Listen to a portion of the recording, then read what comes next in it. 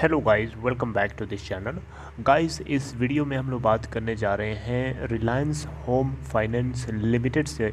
एक अपडेट है, आप लोगों के साथ शेयर करूंगा। लेकिन बात को शुरू करें उससे पहले आपसे दो रिक्वेस्ट करना चाहूँगा। फर्स्ट रिक्वेस्ट ये है कि अगर आपको डीमैट अकाउंट ओपन कराना है तो डिस्क्रिप्शन बॉक्स में आपके लिए एक लिंक दिया गया है, उसे क्लिक करके आप चाहें तो अपस्टॉक में अकाउंट ओपन करा सकते हैं। दूसरी अपडेट ये है गाइस, दूसरी रिक्वेस्ट ये है कि अगर आप इस चैनल को फाइनेंस मार्केट को फर्स्ट टाइम देख रहे हैं तो सब्सक्राइब करके बेल आइकन को हिट कर लीजिए ताकि आपको वीडियोस की नोटिफिकेशन मिलती रहे और आप सबसे पहले देख पाएंगे। तो रिलायंस होम फाइनेंस लिमिटेड में सबसे पहले मैं बताना चाहूँगा कल यानी 10 जून 2021 को क्या हुआ। देखिए, आज 11 जून 2021 के अभी के स्टेटस को मैं अभी शेयर नहीं कर सकता आपसे, क्योंकि मैं आपसे एक दिन पहले बात कर रहा हूँ, एक दिन पहले की ये कन्वर्सेशन है। देखिए, 10 जून 2021 को 4.28 के अपर सर्किट के ऊपर ओपन हुआ और वहाँ से हाई और लो नहीं बनाता है और टोटल वॉल्यूम ट्रेड करता है 6,66,433, जिसमें से परसेंटेज ऑफ डिलीवरेबल क्वांटिटीज़ हैं 100%, यानी 6,66,433 क्वांटिटीज़ लोगों ने डिलीवरी के लिए ख़रीद लिया।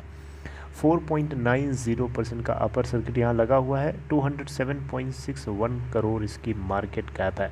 एनएससी के ऊपर देखें तो इस कंपनी का 52 वीक हाई है 4.28 का, जो कि नया हर दिन बनता जा रहा है, और लो है 1.41 का। ये एनएससी बीएससी के ऊपर की सिचुएशन है। अगर एनएससी के ऊपर देखें तो 4.05 का इसका क्लोजिंग प्राइस है और 4.05 इसका 52 वीक हाई है और 1.40 इसका 52 वीक लो है। 196.45 करोड़ इसकी मार्केट कैप है और 3,75,366 टोटल वॉल्यूम ट्रेड करता है, जिसमें से 100% की डिलीवरी। देखिए, कंपनी के मार्च क्वार्टर की अर्निंग्स रिलीज़ हो गई हैं। देखिए, कंपनी को मार्च क्वार्टर में 444 करोड़ का नेट लॉस हुआ है। कंपनी ने टोटल इस बार क्वार्टर 4 में जो सेल किया था 139 करोड़ का। अदर इनकम से इनको 22 करोड़ मिले। टोटल इनकम बन जाती है 162 करोड़ रुपए। अगेंस्ट लास्ट क्वार्टर, इन दिसंबर क्वार्टर से कंपेयर करें तो उसमें 174 करोड़ की टोटल इनकम हुई थी। तो इस बार देख सकते हो टोटल इनकम डिक्लाइन हुई है। टोटल एक्सपेंसेस इनके इस बार काफ़ी ज़्यादा हो गए हैं। 533 करोड़ का इस बार निकल के आता है, जबकि प्रीवियस क्वार्टर दिसंबर क्वार्टर में 388 करोड़ का हुआ था। आप देख सकते हो टोटल एक्सपेंस बढ़ा है, जिसके चलते इनका लॉस काफ़ी बढ़ गया है 444 करोड़, जबकि इससे पहले क्वार्टर थर्ड में 339 करोड़ का नेट लॉस था।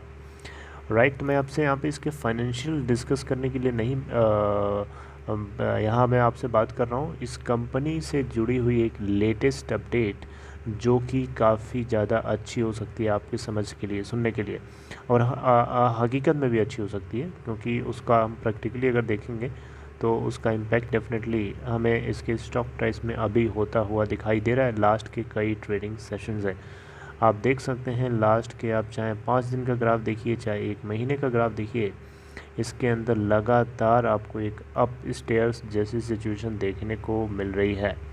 राइट, कंपनी ने जो रिटर्न दिए हैं देख करके आप चौंक जाएंगे। ईयर टिल डेट में 52.83% का रिटर्न दिया है अपने इन्वेस्टर्स को। 1 वीक में 22.73% का दिया है। 1 मंथ में 39.66% का रिटर्न दिया है। 3 मंथ में 47.27% का रिटर्न है। 6 मंथ में 52.83% का रिटर्न है और 1 ईयर में 170% का रिटर्न दिया हुआ है इस कंपनी ने। देखिए, रिलायंस होम फाइनेंस लिमिटेड आपको अच्छे से पता है, रिलायंस कैपिटल लिमिटेड की एक सब्सिडरी कंपनी है और इस कंपनी की मार्केट कैप है 196 करोड़ रुपए।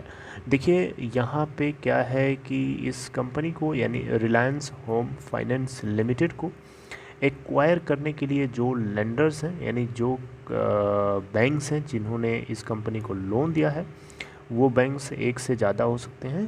तो इन सभी के सभी बैंक्स ने यानी लेंडर्स ने इस कंपनी के लिए जो विनर होगा उसके ऊपर उसके लिए वोटिंग कराई जाएगी जून 15 के पहले पहले।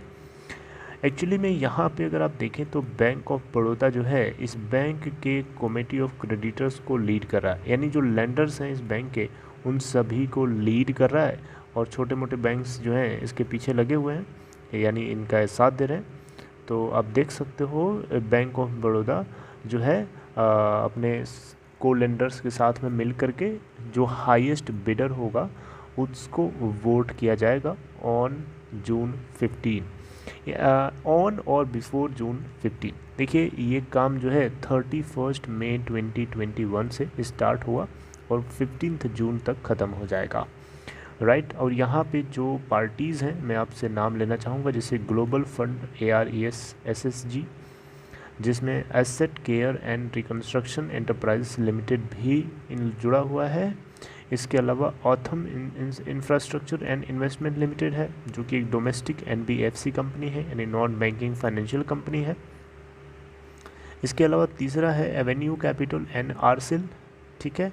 इसके बाद कैपरी ग्लोबल कैपिटल लिमिटेड है। इन सभी ने इस कंपनी को पाने के लिए अपने अपने एंगल से अपने अपने कैपेसिटी के हिसाब से बिड लगाई है, राइट। अब इसमें कौन सक्सेसफुल निकलता है ये हमें 15 जून से पहले या 15 जून तक पता चल जाएगा।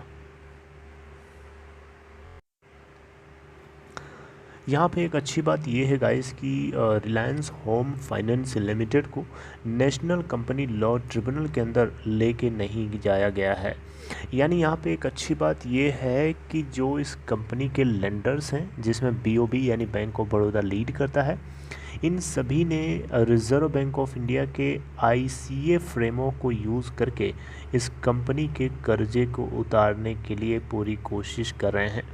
देखिए दिसंबर 2019 में रिज़र्व बैंक ऑफ इंडिया की तरफ से एक प्रूडेंशियल फ्रेमवर्क जो है पास किया गया, ताकि जो स्ट्रेस्ड एसेट्स हैं उनको रिजॉल्व किया जा सके। यानी जो तनाव भरी एसेट्स हैं, जहाँ पे NPA बनने की संभावना ज़्यादा है, उन सभी को रिजॉल्व कर सकें, यानी वहाँ से फ़ंड को वापस लिया जा सके, राइट। तो इंटर क्रेडिटर एग्रीमेंट ICA इसको शॉर्ट में बोलते हैं।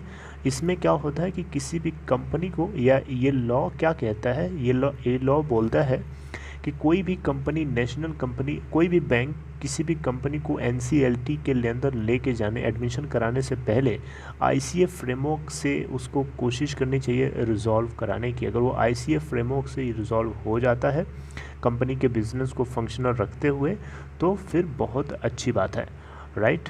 तो इससे रेपुटेशन भी बची रहती है कंपनी की, और उसका बिज़नेस भी चलता रहता है, और लिक्विडेट होने की संभावना बहुत कम होती है, इसमें ना के बराबर होती है, राइट। तो ये इसका एक सुपर एडवांटेज है, और जिसके चलते यहाँ पे इस कंपनी के 11,200 करोड़ रुपए जो है रिलायंस कैपिटल ग्रुप की बोरोइंग्स हैं, जो कि पूरी तरीके से रिजॉल्व हो जाएंगी,